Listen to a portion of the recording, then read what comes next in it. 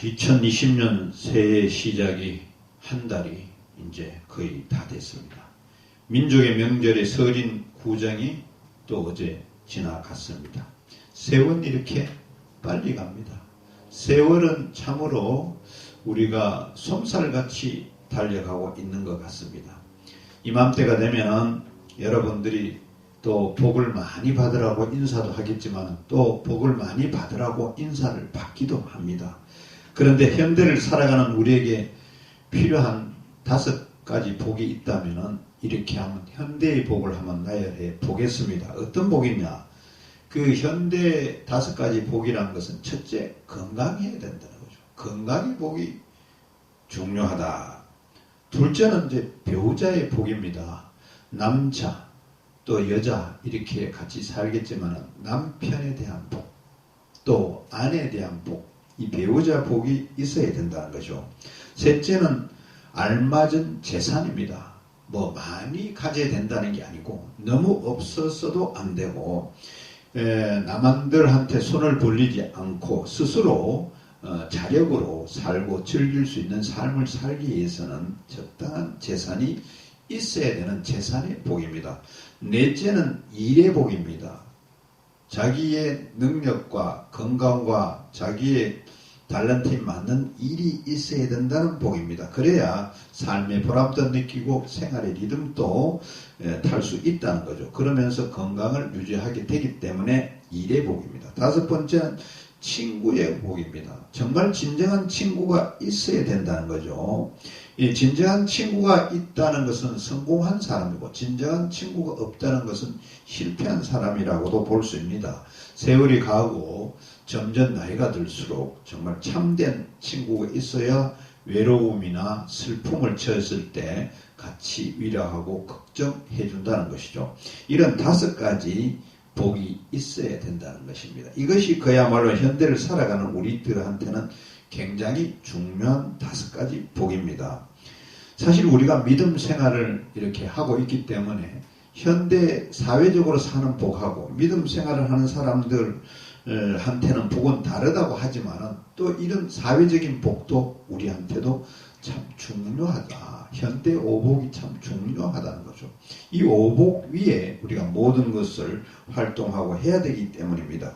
그렇지만 우리에게 우리의 정체성을 한번 생각해 봅시다. 우리는 믿는 사람들입니다. 우리는 하나님 범주 안에 있는 사람입니다. 그렇기 때문에 이 5가지 주시는 복 이것도 필요하지만은 정말 그리스도인이라면 어떤 복을 가지고 있어야 될까요?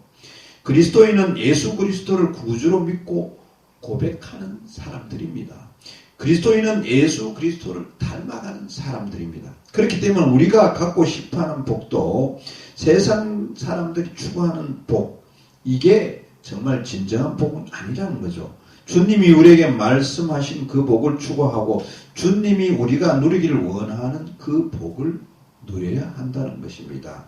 그런 생각을 하면서 우리가 성경을 한번 열어볼 필요가 있습니다. 성경 속에 보면은 창세기 1장에 보면 아담과 하와를 만드신 하나님이 이렇게 선포를 하고 있습니다.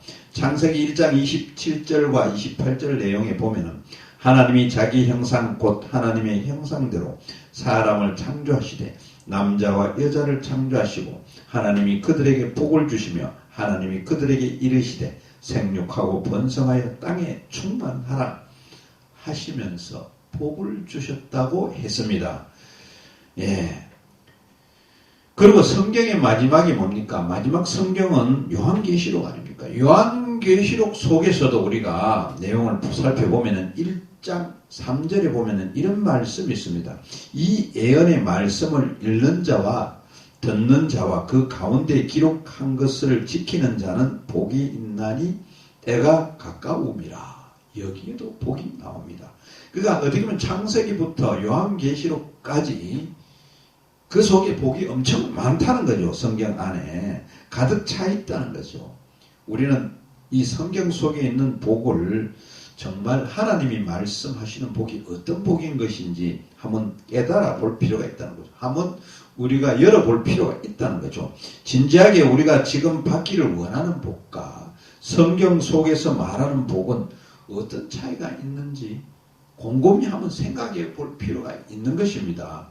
그런 의미에서 오늘 생각할 본문 말씀은 우리에게 충격을 던지는 말씀이라고 볼 수 있습니다. 지금 한국 교회와 성도된 우리들이 원하는 복과 예수님이 우리에게 말씀하시는 복과는 상당히 차이가 있다는 것입니다.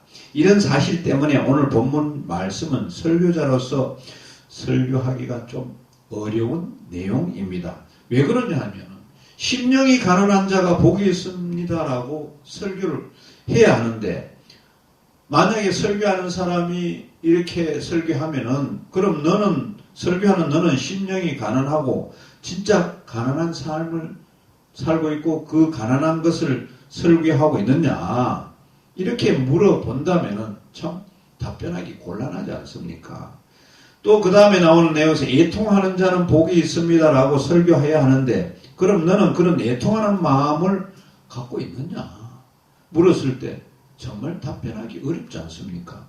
그렇지만 제가 이 말씀대로 살지 못한다고 하나님 말씀 선포하는 것을 제대로 하지 않는다면 어떤 문제가 생깁니까? 그건 더 큰 문제 아니겠습니까? 그래서 설교자로서 이 말씀대로 잘 따르지 못하고 좀 미흡한 점이 있다 하더만은 주님 말씀을 선포해야 되기 때문에 그대로 선포를 해야 되는 것입니다. 그래서 여러분들 더욱 넓은 마음을 가지고 하나님의 음성을 들으시기를 바랍니다.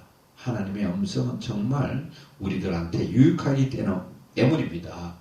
공동 번역 내용, 성경 내용을, 본문 내용을 보면은 예수께서 무리를 보시고 산에 올라가 앉으시자 제자들이 곁으로 다가왔다. 예수께서 비로소 입을 열어 이렇게 가르치셨다. 마음이 가난한 사람은 행복하다. 하늘나라가 그들의 것이다. 슬퍼하는 사람은 행복하다. 그들은 위로를 받을 것이다. 온유한 사람은 행복하다. 그들은 땅을 차지할 것이다. 옳은 일에 줄이고 목마른 사람은 행복하다. 그들은 만족할 것이다. 자비를 베푸는 사람은 행복하다. 그들은 자비를 입을 것이다. 마음이 깨끗한 사람은 행복하다. 그들은 하나님을 뵙게 될 것이다. 평화를 위하여 일하는 사람은 행복하다. 그들은 하나님의 아들이 될 것이다. 옳은 일을 하다가 박해를 받는 사람은 행복하다. 하늘나라가 그들의 것이다. 나 때문에 모욕을 당하고 박해를 받으면 터무니없는 말로 가진 비난을 다 받게 되면 너희는 행복하다. 기뻐하고 즐거워하여라. 너희가 받을 큰 상이 하늘에 마련되어 있다. 옛 선지자들도 너희에 앞서 같은 박해를 받았다. 이런 공동번역 성경 내용 본문입니다. 이 내용은 여러분 산상보훈 중에 팔복 말씀은 예수님이 가르치신 말씀 중에서 가장 핵심이 되는 말씀입니다. 예. 그렇게 오늘날 우리 팔복이 어떤 의미를 주느냐, 전체를 이렇게 볼 수 있는 말이다, 글이다 이렇게 보면 됩니다. 전체를 조망하는 글이다. 다시 말하면 나무 한 그루 한 그루에 이렇게 포커스를 맞추는 게 아니고 팔복이라는 전체 큰 다른 숲을 초점에 맞춰서 본문이 말씀하는 핵심적인 것을 우리가 생각을 한번 해봐야 된다는 거죠. 본문이 이야기하는 핵심적인 건 뭡니까? 그 핵심 중에 하나는 기독교인은 모두 이렇게 되어야 한다는 것입니다. 어떻게 되어야 한다는 거? 모두 이렇게. 성경을 조금 이해하시는 분은 산상보훈은 제자들에게 하시는 말씀 아닙니까? 이렇게 되묻는 사람 반문할 수가 있겠죠. 그것은 1절 말씀을 근거로 그렇게 말하는 것입니다. 그 사람들은.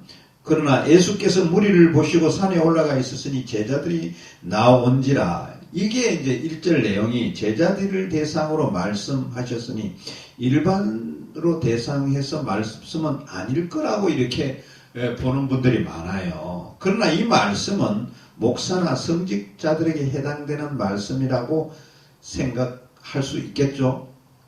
만약 그렇게 생각하시는 분이라면 성경 구절 내용이 앞으로 좀 전진해서 가보면 마태복음 4장 23절에는 예수님의 공생의 중점 사역 세 가지를 알려주고 있잖아요. 그 세 가지는 가르친다는 거 하고 복음 전파한다는 거 하고 병 치료한다는 거.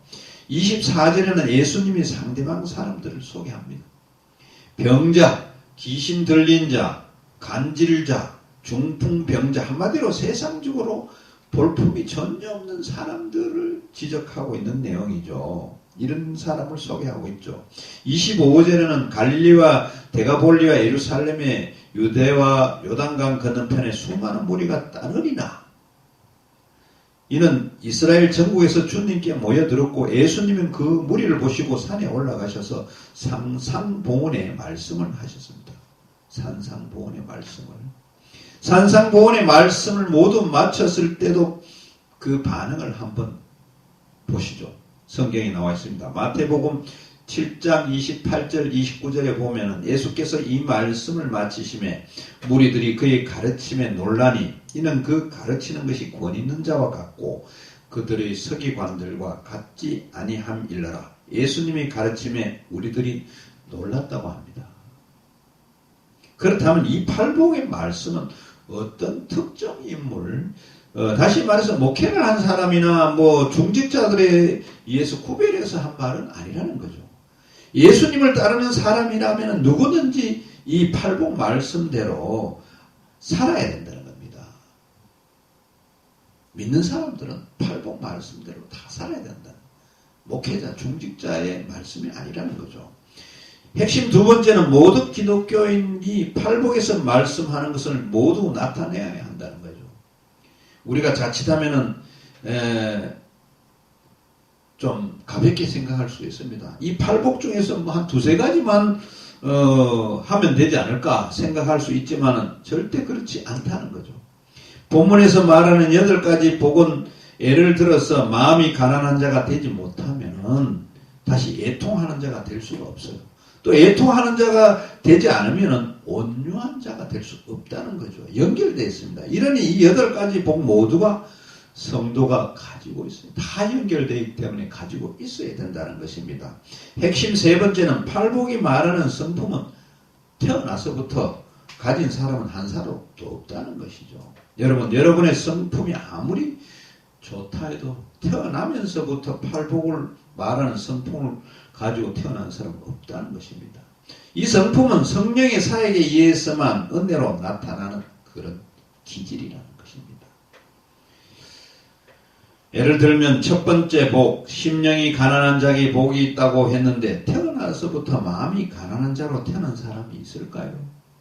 세상에 그러고 태어났는데 마음이 가난한 사람이 있을까요? 없다고 봅니다. 대체적으로 사람들은 자신이 이 세상의 중심이라고 생각합니다. 자신이 대단한 사람인 걸로 다 이렇게 알고 있어요. 우리가 이렇게 알고 있는 감리교 창시자 요한 웨슬레는 정말 대단한 인물입니다. 예수님의 제자 가운데도 우리의 아들이라고 불렸던 야고보와 요한도 대단한 성격 소자 아닙니까? 하지만 그들이 성령을 받으니 어떻게 됐습니까? 어떤 사람을 보냈습니까? 성령을 받으니까 마음이 가난한 자가 되었고 또 사도 요한 같은 경우에도 사랑의 사도가 되었다는 거죠. 성령을 받으면 마음이 가난해지고 사랑을 이렇게 가지게 된다는 거죠. 세 번째 복인 온유한 자는 복이 있다고 했는데 태어나면서부터 온유한 사람이 있습니까? 온유는 자기 권리를 포기하고 이웃에 대해서 사람과 겸손의 태도를 가진 사람을 말합니다. 그런 사람이 쉽지 않아요. 세상에 가장 온유한 사람은 성경은 모세라고 이야기합니다만은 모세도 애굽에 있을 때는 성격이 대단했죠. 왕자로 있을 적에. 자기 성격을 못 이겨서 애굽 사람들 그 노예장에서 두드러 패갖고 죽였잖아요. 그가 하나님과 대면하고 지내자 나중에는 이제 친형제 또 친누님 이런 사람들이 자신의 결혼에 대해서 요구를 했을 때도 이런 방구 한마디도 하지 않았다는 것입니다. 이런 예를 통해서 볼 때 팔복에서 말씀하시는 그 기질은 태어나면서 가질 수 있는 성품이 아니라는 거죠. 성령의 사역에 의해서만 가능한 것이라고 라는 것을 알 수가 있습니다. 그러기에 저와 여러분은 성령 충만을 늘 강구해서 성령 안에서 팔복 성품을 가질 수 있기를 여러분들 바랍니다. 핵심 네 번째는 팔복에 대한 추구 문제가 기독교인과 비기독교인과의 근본적이며 절대적인 차이를 나타낸다는 것입니다. 세상 사람들은 어디 시대에나 세상적인 복을 구하면서 살아요. 옛날이나 지금이나 앞으로 미래도 그럴 것입니다. 기독교인들의 경우에 세상을 복을 구할 때가 있고 팔복을 구할 때가 있고 양쪽 다 구하고 있겠죠. 기독교인이 팔복을 구할 때가 기독교 역사에서 가장 위대한 시대였답니다. 기독교인들의 대다수가 팔복을 구할 그런 시절이 기독교 역사에서 가장 부흥했던 시대다. 이렇게 이야기할 수 있습니다. 초대교회를 살펴보면 초대교회는 그리스도인은 세상 사람들이 원하는 복을 구하지 않았어요. 초대교회는 그렇고 청교들도 보면 청교도들도 세상 사람들이 구하는 복을 구하지 않았다는 것입니다. 우리 대한민국에 기독교가 처음 들어올 적에 그때의 성도들도 세상 사람들의 복을 구하지 않았다는 겁니다. 그들의 입에는 세상 사람 날 부러워 아니하여도 나도 역시 세상 사람 부럽지 않네라고 이렇게 한 찬송한 내용들이 있습니다. 이때는 기독교인의 정체성을 분명하게 보여줬다는 거죠. 그건 초대교회 때도 그렇고 청교도들도 그렇고 한국교회에 처음에 우리가 기독교가 도입될 때도 그랬고 반대로 주님이 말씀하신 복을 구하지 않고 세상의 복을 기독교인들이 함께 구하고 교회가 구하게 함께 구한다면 이것이 세상 사람인지 기독교 교인인지 구별함을 잘 나타내지 못하잖아요.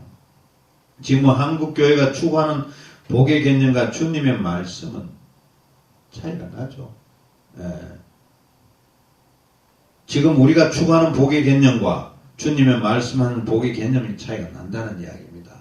우리가 추구하는 복, 현실 속의 복과 주님이 말씀하시는 복은 차이가 있죠. 그러니 주님이 말씀하신 복을 원하지 않고 세상의 복만 구하는 한국교회, 한국의 기독교인들을 지탄의 대상이 된다는 것입니다.